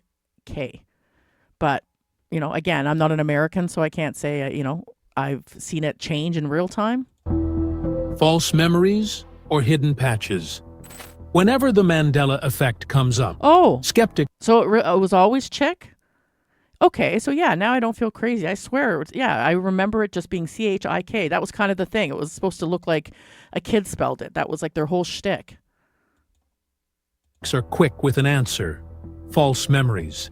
They argue the brain fills gaps with familiar patterns, and then groups reinforce those errors until they feel real. Psychologists call it confabulation. Simple, tidy, scientific. But here's the problem. Why do millions of people across different countries, languages, and generations make the same mistake in the same way? Why do strangers misremember identical song lyrics, logos, and even entire maps? I've been guilty of that. That is more than a random error. That is a pattern. And patterns suggest design. Some believe Mandela effects are artifacts of a simulated reality. Like a video game updating its textures, the universe quietly rolls out patches, and our memories sometimes cling to the old version. The difference with the Mandela effect is that some of the patients actually start to believe that it's happening to them. Others suggest dimensional overlap, that we slip between That's what I'm saying. We're slipping in between two different timelines. nearly identical timelines. Like Rick and Morty, And memory is just a residue from the last one. Either way, it leaves us with an unsettling possibility. Maybe what we remember is more accurate than what we see. If that is true, then doubt is not confusion. It is evidence that reality itself has been rewritten. So there you go. We're in the Matrix, Closing guys. reflection. We don't need to hear his closing reflection. We don't care about that. But like I said, there's a lot of things, the Matrix, like the Nelson Mandela thing, I always remember as a kid, I thought he was dead. The Berenstain Bears, and I did read a lot of books, so I don't know why that one sticks with me. There was another one too. They didn't talk about it, but Sinbad. I remember it being, it was this other guy. I know it was Shaquille. It was actually Shaquille O'Neal, but I remember it being Sinbad. Sinbad, I think, the actual comedian. But apparently that didn't happen. What's that, Uncle Semite? My opinion is if you ask a simulation theory person, 15. Yeah. I agree with that. Inconsistencies are bugs in the update process. What if your memories aren't wrong? What if reality was edited? 9. And maybe this is why a lot of people, again, are on SSRIs and they feel like they're going crazy. Maybe they're not really going crazy. It's just that, everybody wants them to think that because they're hanging on to these memories and they, there was a glitch in their update. Deja vu might be a memory buffer error. That feeling of having experienced something before but knowing you haven't. Deja vu affects about 70% of people, yet remains scientifically unexplained. In computing terms, deja vu could be a memory caching error where an experience is simultaneously written to short-term and long-term memory. I think this is what freaks me out the most about any of these, whatever things that happen, whether it's a Mandela or it is the deja vu shit. Like that fucking freaks me out. Like, especially when you can feel it in your bones that you've met this person before, you've seen this person before, but you just can't actually grasp onto the fucking actual evidence of it. It drives me insane. Making the present moment feel like a past memory. Your brain might be glitching because the simulation is glitching. 8. The universe started with incredibly low entropy. The Big Bang began with remarkably low entropy, an incredibly ordered state that's statistically almost impossible. The odds against this happening naturally are absurdly small, but a simulation would need to start with an ordered state, like initializing a program. The low entropy Big Bang looks exactly like what you'd expect from a deliberate system startup. The universe might have been switched on with default settings. 7. And then we keep getting our upgrades, We can't find evidence of alien civilizations. The Fermi paradox asks if the universe is... Well, if, you are the Daily Mail, they believe that there is evidence somewhere. The U.S. has some kind of hidden evidence that there are different kinds of aliens that walk among us, one of them being the lizard people. And this I can get on because what's with all the people wearing the masks lately and like the really, there's like 2 people recently I've seen on media that have been, it looks like they're obviously wearing a mask, right? So I think it's entirely possible that there are actual aliens. We just don't know they're aliens. So vast and old, where is everyone? We should have detected alien civilizations. I want to believe that Indians are aliens because I can't imagine another human being could behave in that way and be that disgusting. So I like to think that it makes me feel better because it's just to imagine, another human being acting in that way and behaving that way. It's too hard to grasp onto. But we haven't. One simulation theory answer? They weren't programmed. If the simulation is about Earth, or even about you, why would the programmers waste resources rendering billions of other civilizations? It's like the game Little Big Planet. The universe might be empty because it was made for us specifically. 6. Physics gets weirder the closer you look. At the quantum scale, reality stops making intuitive sense. Particles are waves, cats are simultaneously alive and dead, entanglement allows instant communication across space. Cat. This is exactly what you'd expect if the simulation only renders detailed reality when necessary. At normal scales, rough approximations work. Get too close, and you see the abstraction layer beneath. Quantum mechanics might be where the code shows through.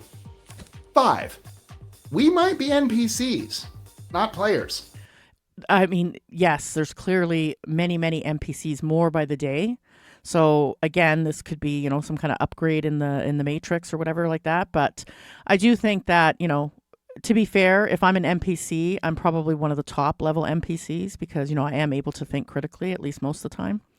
But I think that, those low-level NPCs that are legit just standing there and they just turn from one side to the other and they really don't interact with people, we're getting more and more of those.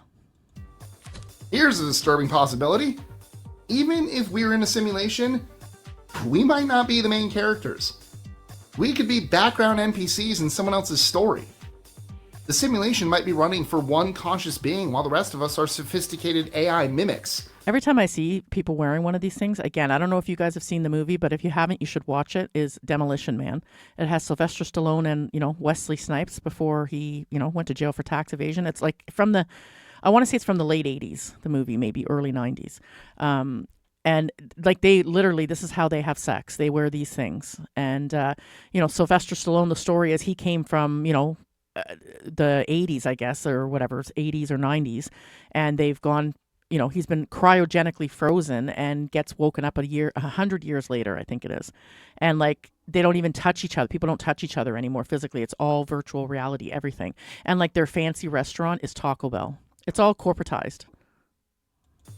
You'd never know. I agree, Uncle Sam. You feel conscious either. We have to be, right? Just like in, all characters in video games, they have certain characters that have better powers. Like, they have a higher, intelligence. They have higher, survivability, all that kind of stuff. I agree. That's what we are. Yeah, it was virtual sex, Chad, literally.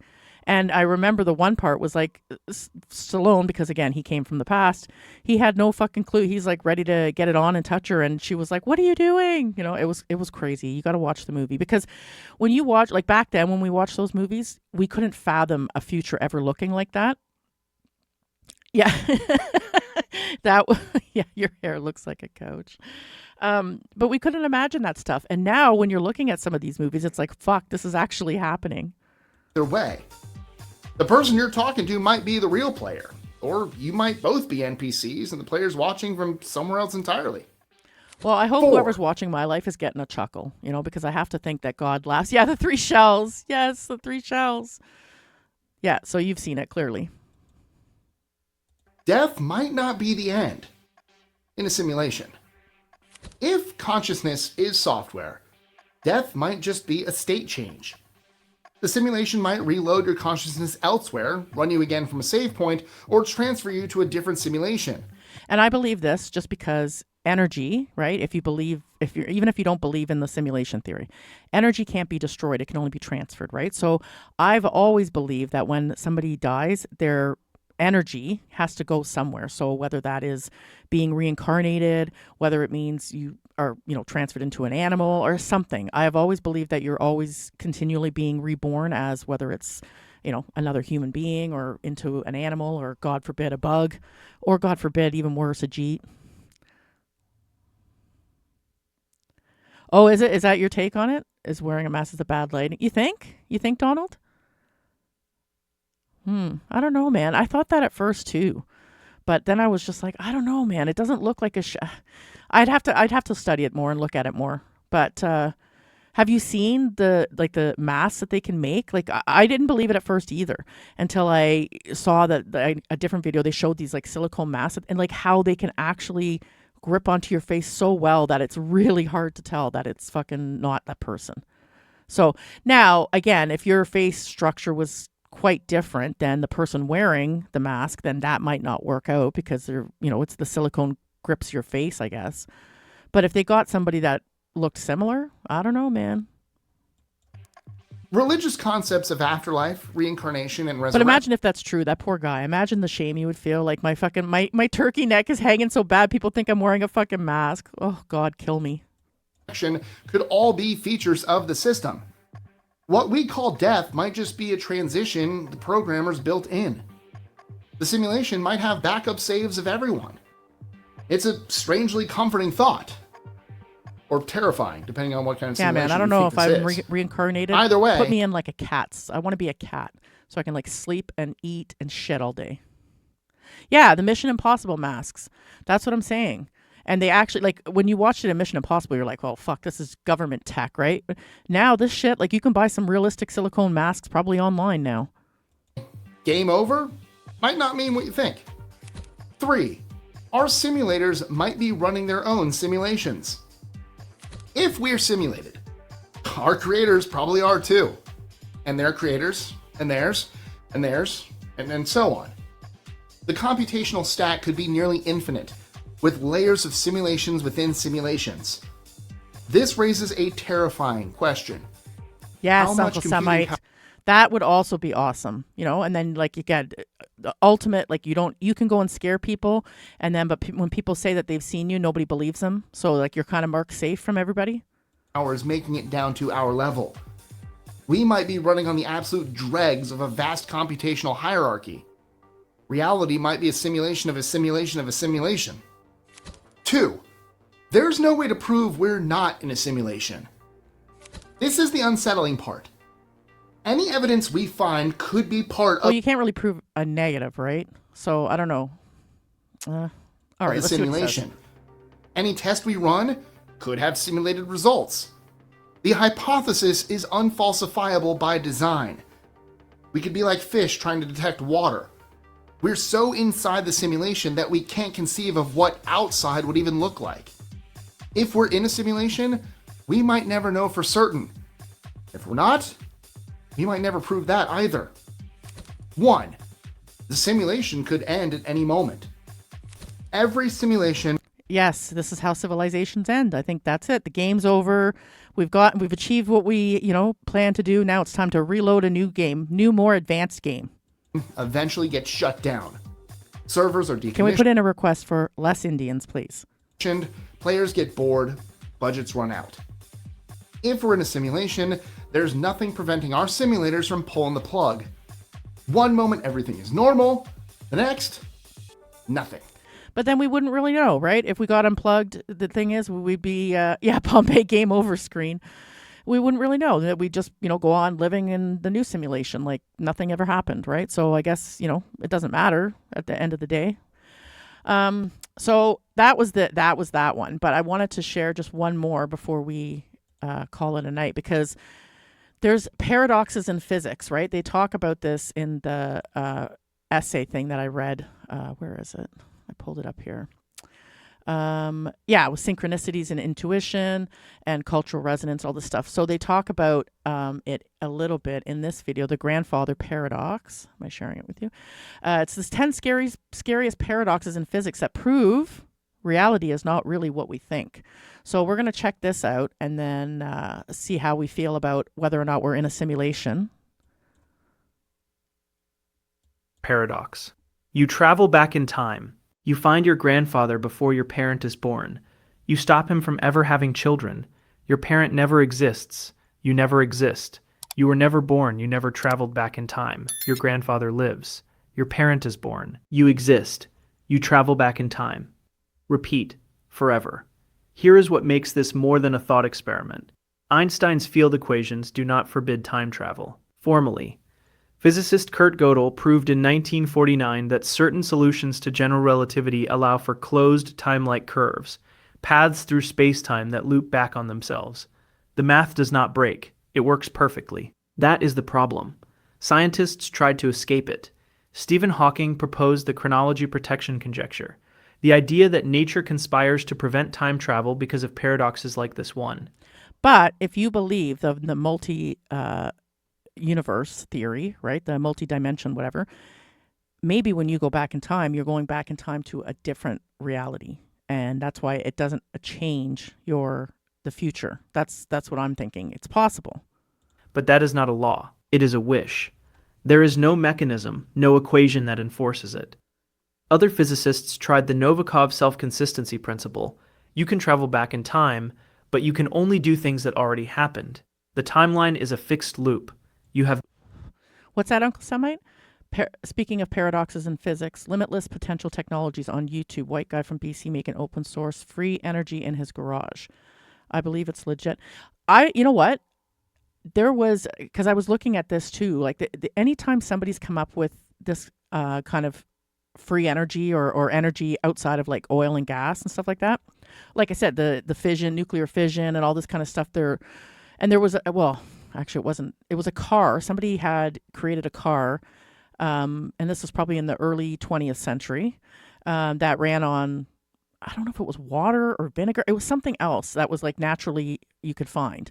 And they basically kiboshed it. Either that or he either disappeared or he got Epsteined, one or the other. So I believe that this guy's probably doing it, but I would also be a little bit afraid of, being Epstein myself if I was inventing that kind of technology.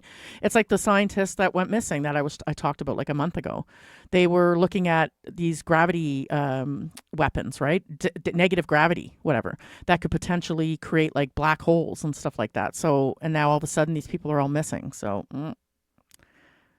explain. He's made an updated Bedini wheel, explains the whole thing. He already proved excess. Oh, see, you know what's going to happen, Uncle Semite? People are going to get making this kind of stuff, and then they're going to shut the simulation down. They're going to be like, nope, these guys are getting to know too much. They're able to do too much. We got to shut it down. Okay, the water engine you're talking about, it's a hydrogen engine. Oh, really? Holy shit. No free will inside it.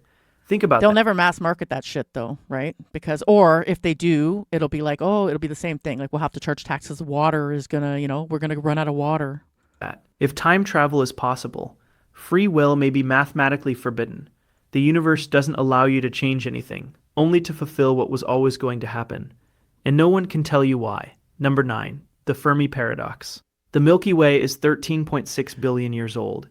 It contains between 100 and 400 billion stars. Conservative estimates place the number of Earth-like planets in our galaxy alone at 40 billion. So that's what I mean. Okay, this is what I'm saying. There's no other living beings out there. If there's 40 billion Earth-like planets that have the same kind, so they have no kind of life. They weren't able to, create life like we did.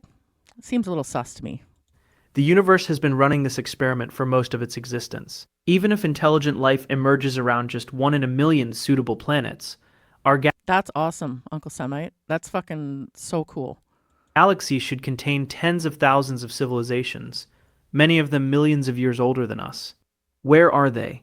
In 1950, physicist Enrico Fermi sat down at lunch and did the math. The numbers are undeniable. A civilization even a few thousand years ahead of us could colonize the entire galaxy in under 10 million years, using ships that travel at just 1% the speed of light. That is cosmically trivial time. The galaxy should be full. The radio bands should be screaming with signals. There is nothing.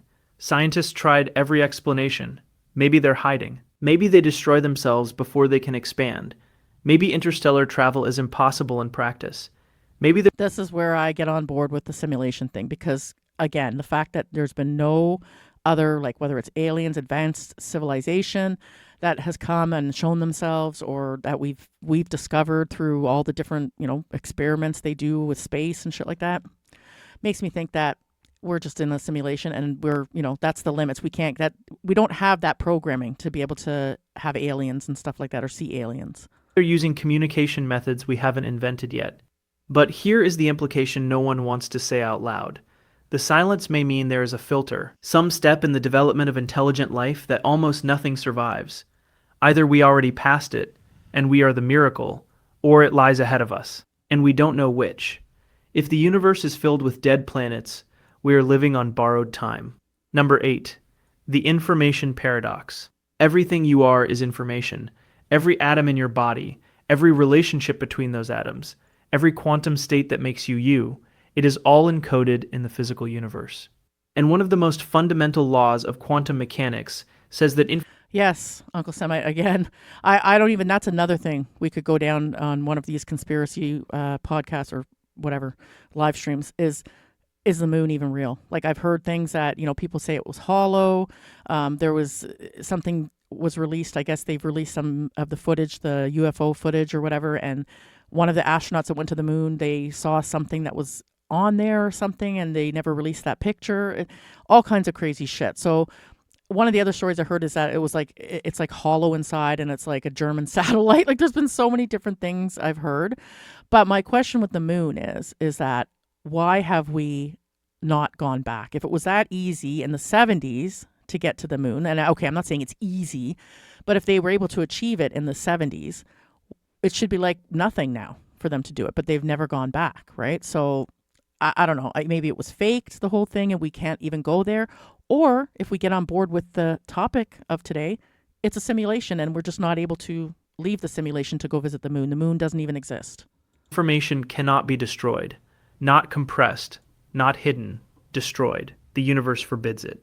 Then a black hole forms. Yeah, the Galians. Black holes devour everything that crosses the event horizon. Nothing escapes. Not light, not matter, not signals of any kind. Stephen Hawking showed in 1974 that black holes do slowly evaporate. They radiate thermal energy now called Hawking radiation. Over trillions of years, a black hole loses mass and eventually disappears. Here is the problem. Hawking radiation is random. It carries no information about what fell in.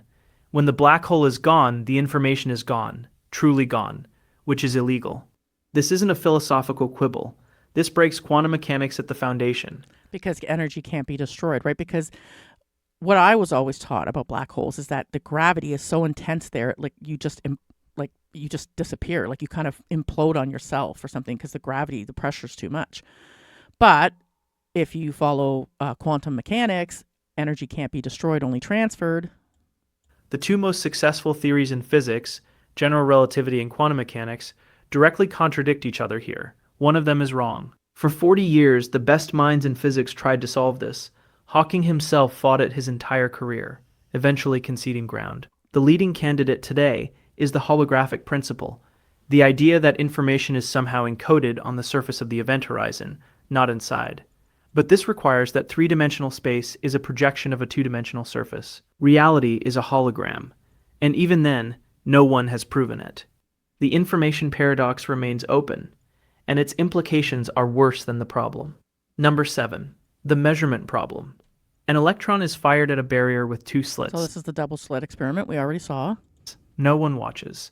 It passes through both slits simultaneously, interferes with itself, and lands in a wave-like pattern on the detector. This is not metaphor. This is the measured result replicated billions of times. Now someone watches which slit it goes through. The interference pattern disappears. The electron picks one slit, behaves like a particle. The act of observation collapsed the wave function. This has been tested with electrons, photons, buckyballs, molecules of 60 carbon atoms. A molecule the size of a small drug compound exists in superposition. Until you look, here is what no one agrees on. What counts as observation? A camera? A conscious human? An unconscious detector? Yeah, that's what I'm saying. How does it know? Does it require a mind? The universe is 13.8 billion years old. Humans appeared 300,000 years ago. Was the electron behaving strangely for 13.8 billion years before we showed up to notice? Physicists have fractured into camps. Copenhagen says the wave function collapses upon measurement, but refuses to define what measurement is. Many Worlds says it never collapses. Every outcome happens in a That's the theory I was talking about, the many worlds theory. branching universe. Pilot wave theory says hidden variables guide the particle all along. They all reproduce the same predictions. They all describe a completely different reality. The most dangerous experiment in physics produces results everyone agrees on, and a theory no one agrees about. After 100 years, we do not know what happens when you look at something. That is not an exaggeration. That is the state of physics. Number 6. The arrow of time paradox. You know time flows forward. You have never watched a broken egg reassemble itself. You have never seen smoke rush back into a cigarette. Cause comes before effect. Memory points backward. This feels as obvious as gravity. The laws of physics disagree with you. Every fundamental equation in physics, Newton's laws, Maxwell's equations, Einstein's relativity, Schrödinger's wave equation, is time symmetric. Run them forward. Run them backward. They work identically. There is no arrow.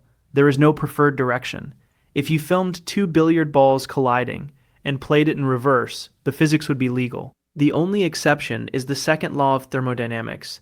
Entropy increases. Disorder grows. But this is a statistical law, not a fundamental one.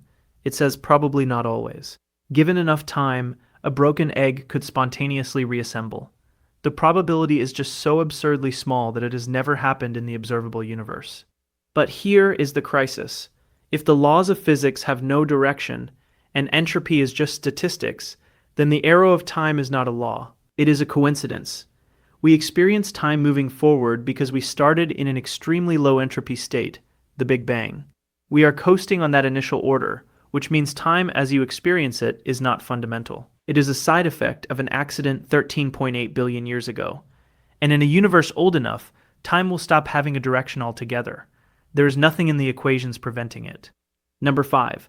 The That's fucking weird as fuck. Can you imagine being in a place where it's like there's no such thing as time? Like, I don't even know. What would you do if it doesn't move forward and it moves backwards? It would be like Groundhog Day, maybe. Like that movie, again, I'm using a movie, Groundhog Day, where the guy fucking wakes up and it's the same day every day. tuning paradox. The universe has 26 constants, numbers baked into reality at the moment of creation: the speed of light, the strength of gravity, the mass of the electron, the cosmological constant. They don't come from any equation. They are simply set, and they are set with terrifying precision. If the strong nuclear force were 2% weaker, protons wouldn't bind. And that's the other thing, right? So like the fact that the Earth is like, these things are so perfect that for our survival, like what are the chances of that, of it, like, you know what I mean, developing that we have exactly what we need on this Earth to survive. And there's, as far as we know, there's no other planet that has that exact stuff that we need. And I know you could say, okay, well, we adapted to it, but I don't know, man. I'm starting to think that it was made for us on purpose. No atoms. If the cosmological constant, the energy of empty space, were larger by 1 part in 10 to the power of 100, and 20,000 universe would have expanded too fast for gravity to form anything. Not just no life, no stars, no galaxies. Yeah, right, Uncle Semite? That's what I mean. Like, it just seems so weird that something natural would be that specific. No structure, just a cold, thin fog of particles racing apart forever. 1 part in 10 to the 120th. To appreciate that number, there are estimated to be 10 to the 80th atoms in the observable universe. The fine-tuning of the cosmological constant is more precise than picking one specific atom from a universe-sized pile, 10 trillion times over. Scientists have 3 answers. First, God. Second, the multiverse. If there are infinite universes with random constants, we happen to live in the one where the numbers work, because we couldn't exist to ask the question otherwise. Third, there is an undiscovered deeper law that forces these values. Every answer is uncomfortable. The multiverse is untestable by definition. An undiscovered law means we know nothing. And the first answer is the one physics has spent 3 centuries trying not to need. None of the 3 are settled. All of them change everything. Number 4. And maybe that's the way they want it in the simulation, right? That we have these different things we can believe in, but we can't prove any of them. Simulation paradox. In 2003, philosopher Nick Bostrom published a paper that has not been disproven. It presents 3 possibilities. 1. Civilizations almost always destroy themselves before reaching the computational power to run realistic simulations of conscious beings. And we could extrapolate that to say, you know, this war that they've started with Iran, that the Jews have started, yet another one. Will this be it? Will this be the collapse? Like, you know, all the countries are being bombarded with, you know, mass immigration and inflation and all this stuff. So could this be the end before because we're getting really close to being able to create a simulation? So now, you know, we're going to have the collapse ahead of time. You never know. 2. Civilizations with that power choose not to run such simulations. 3. We are almost certainly living inside one right now. The logic is pure probability. If even one civilization in history reaches the technology to simulate conscious minds, and runs those simulations at scale, the number of simulated minds will dwarf the number of real ones by billions to 1. You are statistically more likely to be simulated than real. Physicist Silas Bean ran calculations in 2012 suggesting that Hear that, guys? We're more likely to be a simulation.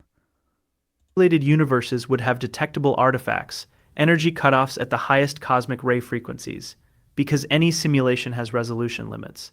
A grid, the observable universe, has a cosmic ray energy cutoff at approximately 5 times 10 to the 19th electron volts. Right where... Oh, yeah, absolutely, Uncle Semite. And that's the thing, I guess, you know, we're alive for what I believe is going to be the, you know, end of a civilization. So we're kind of alive during that, the last, you know, probably the last 100 years, which, you know, not everybody can say they were. So it is definitely an interesting time to be alive. Simulation would need to cap it. He did not say this proves we're simulated, but it doesn't disprove it. Here's what keeps the physicists awake. If this is a simulation, the simulator exists outside our physics. Our laws mean nothing to them. They can pause it, edit it, end it. Every prayer ever uttered was aimed at the right address, and we have no way to reach back. No way to ask, no way to verify. We are, potentially, someone else's experiment. And they have not chosen to tell us. Number 3. The quantum suicide paradox. The many worlds interpretation of quantum mechanics says this: the wave function never collapses. Every quantum event that can go multiple ways does go multiple ways, in branching parallel universes. When you flip a coin, a universe exists where it landed heads, and a universe where it landed tails. Both are real. This sounds abstract. Physicist Max Tegmark made it personal in 1997. Imagine a quantum gun.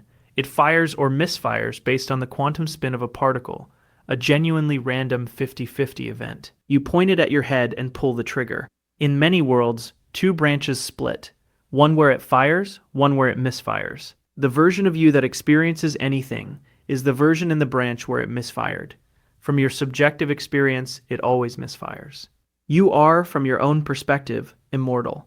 You will always find yourself in the branch where you survived. This is not a metaphor. This is what the mathematics of many worlds predicts if you take it literally. Every Kind of like a cat and 9 lives, right? Except we have infinite lives. physicist who accepts many worlds and is honest about it has to reckon with this. You have survived every near-death experience not because you were lucky, but because you could not have experienced the alternative. The terror is not the immortality. The terror is what That's pretty funny, Uncle Semite. A quantum gun. Every time I hear quantum gun, I think of, again, Rick and Morty. it implies about everyone else. The universe does not protect them. Only you. The people you love. I would like to think that, you know, for Charlie Kirk's sake, that that was what happened, and he's just on a different timeline now, and maybe he doesn't have the same wife who's like out there living it up after. Of exist only in branches where they survived. In the branch you're in right now, some of them are already gone, and you have no idea which branches you've already left behind. Number 2, the bootstrap paradox. A time traveler arrives in the past and pull up your bootstraps, guys. Hands Beethoven the complete sheet music for the Fifth Symphony. Beethoven had never written it. He copies it, performs it, it echoes through history, and eventually the time traveler learns it, travels back, and hands it to Beethoven. Where did the music come Kind of like what Marty McFly did with the almanac, the sports almanac. from? This is not science fiction. This is a formally valid solution to the equations of general relativity. A closed information loop, an object or piece of information with no origin point. It was never created. It simply exists, passing from future to past to future, with no beginning and no end. The problem is causality. Every effect requires a cause. The bootstrap paradox produces effects with no cause. The symphony was never composed. It bootstrapped itself into existence. Physicist Igor Novikov's self-consistency principle permits this. As long as the loop is consistent, the physics is legal. But here is what this actually implies. If closed time-like loops exist, there may be information in this universe, real physical information, that has no origin, knowledge with no source, objects with no maker. The laws of physics allow for things to simply exist, uncaused, in defiance of everything we believe about reality. And there is no way to tell from the inside whether the history we think we know is original or a loop. Okay, I think I'm convinced we're in a simulation, guys. They're getting me. I'm definitely on board with this. Whether the universe we see is the first version or the 1000th. We are inside the circle, we cannot see the outside, and there may not be one. Number 1, the Boltzmann brane paradox.